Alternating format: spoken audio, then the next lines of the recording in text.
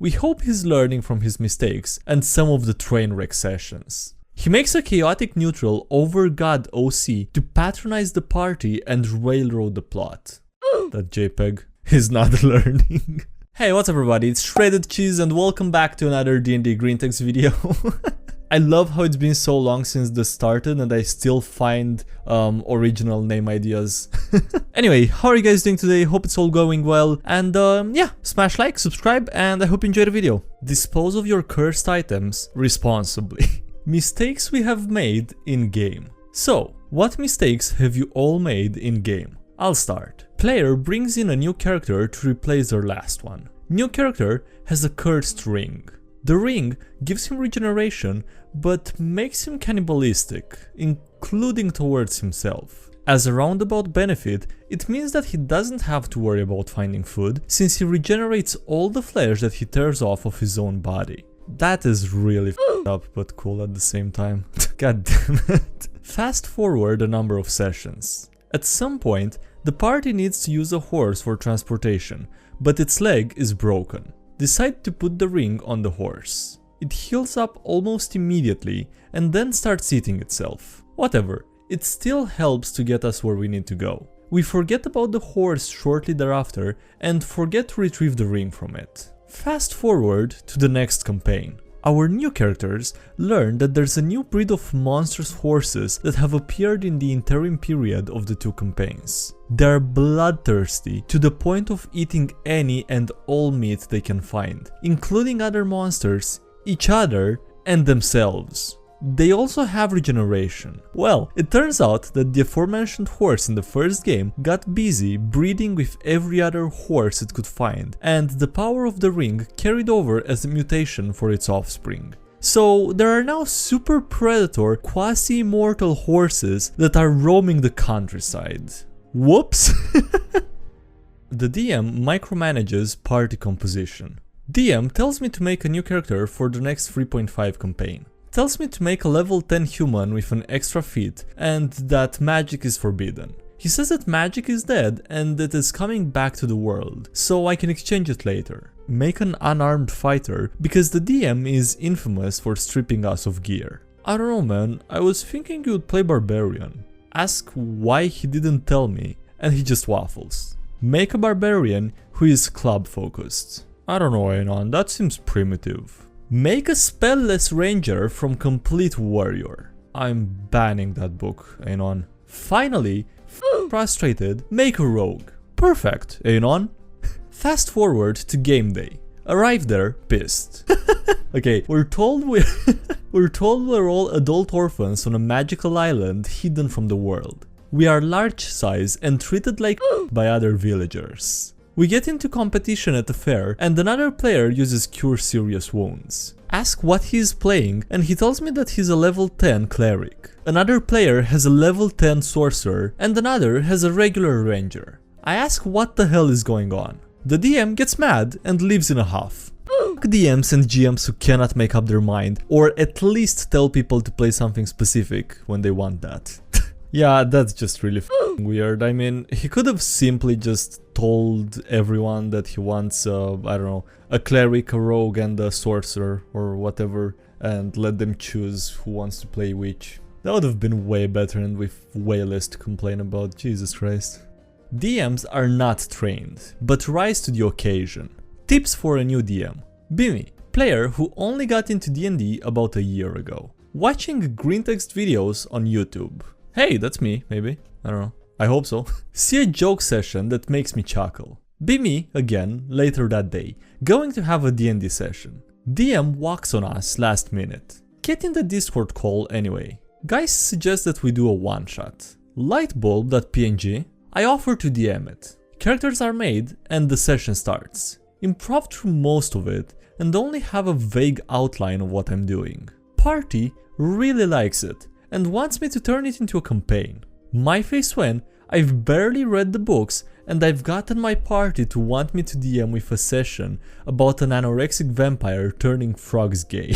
Any DMing tips, TG? Nah, I think you're doing way better than most of us other regular DMs. Like, I can barely imagine getting through a session 0 of creating the characters and getting to play some of it after preparing for it in advance. You know, leaving alone the part where everything is improvised. I mean, this is very impressive if it's, you know, if it's real. DM tries, God bless him, but Jesus Christ. Bimmy, playing a 5th edition module home game. DM is gradually introducing homebrew elements. First piece of homebrew is a literal dungeon. It's a Warhammer 40k homage, but still dude, come on. Took a key item from the party and didn't give it back. It softlogs the module. Okay, that JPEG. We skip to the end of the module. Now we're doing a complete homebrew. Worried, that JPEG. He makes a Hydra boss, but forgets to make a way to stop it growing heads. He makes a dragon where the only way to win is set it free and hope it doesn't eat you. Has to actively advise players towards his intended way to beat each boss. We hope he's learning from his mistakes and some of the Trainwreck sessions. He makes a chaotic neutral over God OC to patronize the party and railroad the plot. That JPEG is not learning. Makes an encounter where the party fights Tiamat using a bunch of metallic dragons. Tiamat is immune to all of the dragon's damage. Retconned part way through it because it wasn't narratively satisfying. Big Bad Evil Guy is a big orb and the same hexadine copy pasted 50 times. Have 4 separate encounters that can be summed up as fight a hexadine and lose. Be level 20. Have yet to win a fight against a hexadine. Be me now, waiting for his OC to Deus Ex the PCs into being strong enough for the final confrontation. DM has admitted that he will probably just ballpark the final health bar so that it dies when it's narratively satisfying. Have committed over a year to this campaign. I just want it to end. Same dude. Oh, we're talking about D&D games, never mind. Yeah, I'm not gonna lie, that sounds awful, but at the same time, I don't know, is it worth the not playing at all? I don't know, debatable. It's not that deep, dude. Bimmy, a lizard folk druid monk who just recently told the king that she and her party were not interested in helping him genocide a bunch of elves. My party and I are staying at an inn, waiting to leave the kingdom, and are being escorted out by an NPC that we've befriended. The NPC is very loyal to the king that I told to f off. Also, at the time he comes to collect us, I'm f***ing this room up with druidcraft, making trees and flowers grow from the wooden floor and I don't know if this is a real rule or a homebrew, but either way my DM points out that druidcraft can't be undone, so the room is just gonna be like this forever now. Get that gif? NPC arrives. Okay, time to go. Me. Why are you okay with this? NPC. Because even though he's making a difficult decision, I respect my king and know what sort of man he is. I'll stand by him even if I disagree with his actions in the moment, because I know that his heart is in the right place. And he continues on like this for like 5 minutes. Well, I appreciate your honesty, but I was talking about the hotel room. Bit of silence. Then, my DM laughed so hard that he wanted to give me inspiration. But since I already had an inspiration point, I talked him into giving it to my character's boyfriend, which is played by my real-life husband. Hopefully, this story is still funny retold, because at the time, we were dying. It was okay. It was pretty good, actually. Also gets bonus points for Wholesome, so yeah, solid story. My greatest accomplishment as a bard. This happened literally last night. I'm playing a half-elf bard, College of Glamour. Party is staying in an overbooked tavern, and the prices are high. I have an entertainer background. I can get free lodging and reduced prices if I entertain the patrons. Game on! Set up the stage and unsling my loot. Roll to perform. 19 on the dice. DM looks at me. What's your performance roll? Me doing the math. 32. Give the most incredible performance of the tavern patrons' lives. Everyone is cheering and clapping. DM looks impressed. Dude, you're like Elvis. At that moment, I felt the unmistakable tug of destiny. There are times and circumstances where a man is called to action, and this was one. So I did what I had to do. No, pause for dramatic effect. I'm half Elvis. Anyways, I lost 2 levels that night, but it was totally worth it. I totally agree with the DM's ruling on that one. Probably could have went for 3 levels. Probably would have been fair. Jesus. New DM plays with new players. Be me. First time DM. Played 5th edition a bunch of times over Discord with guys I only know over Discord, and I get tired of it. Ask some of my IRL friends if they are interested in D&D. Nervous briefing that gif. Why yes, Anon, that sounds fun. Yes. Fast forward to session 1. Everybody made their character with me.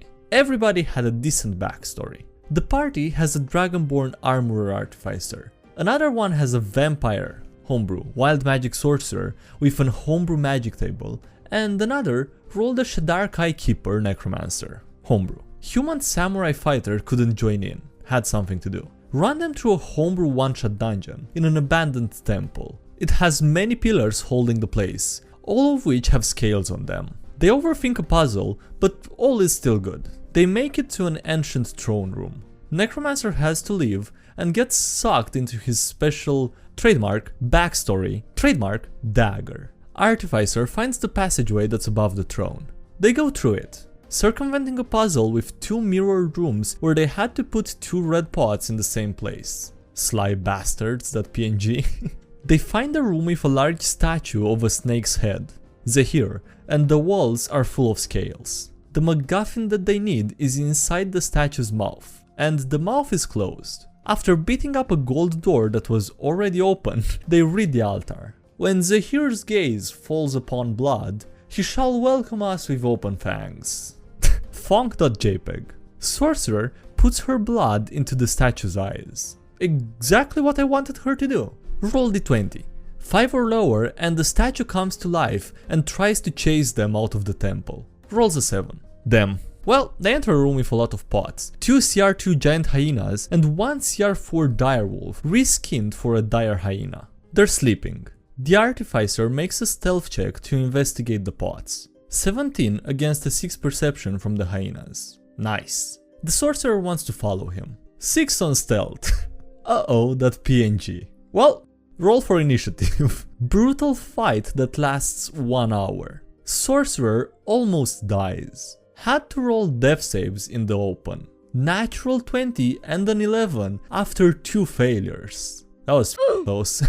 Yeah. After some clever thinking of the artificer, he manages to kill all 3 hyenas with 5 health. To be fair, I forgot to impose the prone effect of the direwolf, but whatever. Artificer feels like a badass, and that's what matters. Sorcerer has fun because he got to use my custom magic table 2 times. Mother turned bold for 8 hours and his clothes turned to stone, giving him 18 AC and advantage against being knocked prone, but suffering stealth disadvantage and reducing his movement by 15. They're now riding back to the city on camels. Poor camel has to carry literal stones on its back.